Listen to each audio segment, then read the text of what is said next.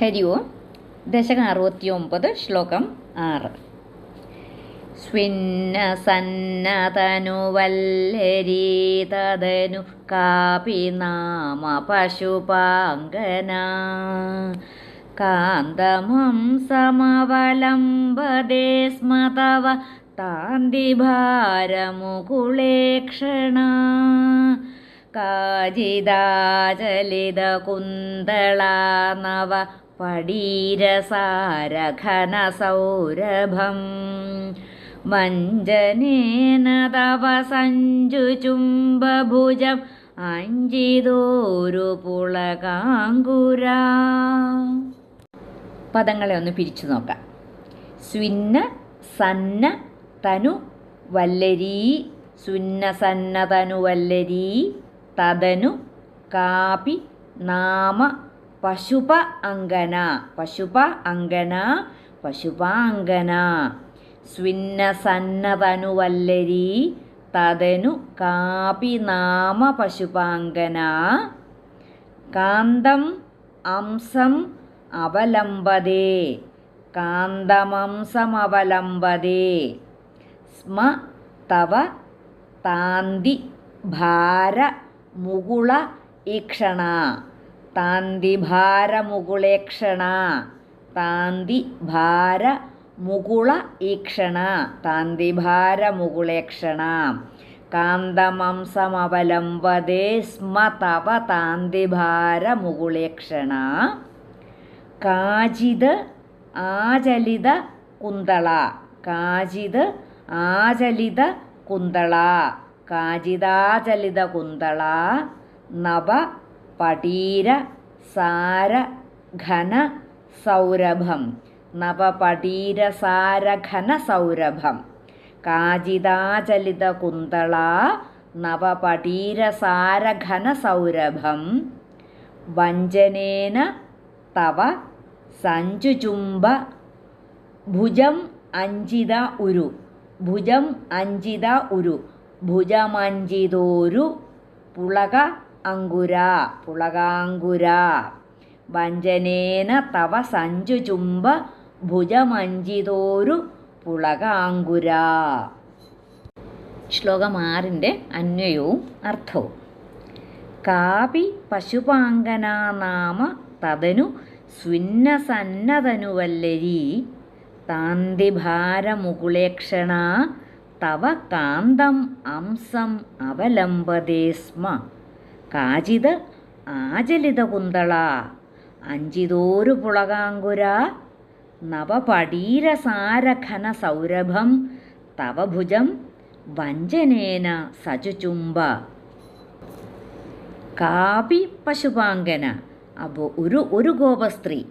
പിന്നെ തദനു സ്വിന്നസന്നതനുവല്ലരി, അവളുടെ ആ നനുത്ത ശരീരം വിയർത്ത് തളർന്നിട്ട് കാപി പശുപാങ്കനാ നാമ തദനു സ്വിന്നസന്ന തനുവല്ലരി, ഒരു ഗോപസ്ത്രീ പിന്നെ തൻ്റെ ആ നനുത്ത ശരീരം തളർന്നുപോയി, രാസക്രീഡ ആ രസത്തിൽ ആ തളർന്നുപോയി. അങ്ങനെ തളർന്നുപോയ തൻ്റെ ആ നനുത്ത വിയർത്ത ആ തളർന്ന ശരീരം താന്തിഭാരമുകുളേക്ഷണ തവ കാന്തം അംസ അവലംബതേ സ്മ.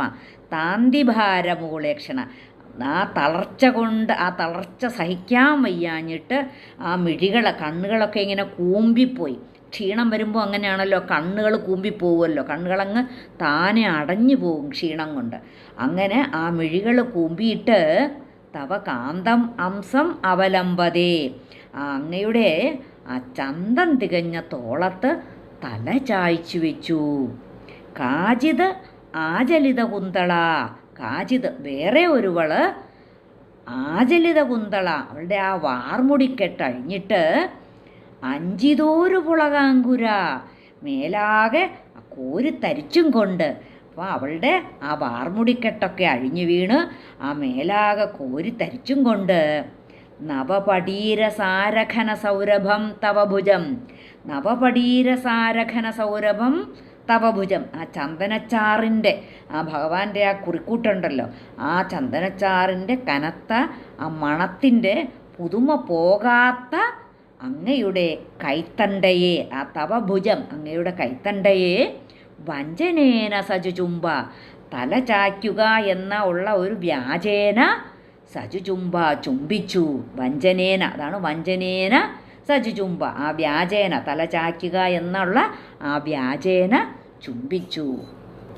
അപ്പോൾ ആ രാസക്രീഡാ നൃത്തമൊക്കെ കഴിഞ്ഞപ്പോഴേക്കും ആ വിയർപ്പു തുള്ളികളാൽ നനഞ്ഞ് തളർന്ന് ഒരു വള്ളി പോലെ അങ്ങ് ആയി. ആ കൃശം വളരെ ക്ഷീണിച്ച് ആ ശരീരത്തോടു കൂടിയ ഒരു ഗോപിക ക്ഷീണത്താൽ ആ കൂമ്പി അടഞ്ഞ കണ്ണുകളുമായിട്ട് അങ്ങയുടെ അതിസുന്ദരമായ തോളത്ത് തല ചായ്ച്ച് ചാരി നിന്നു.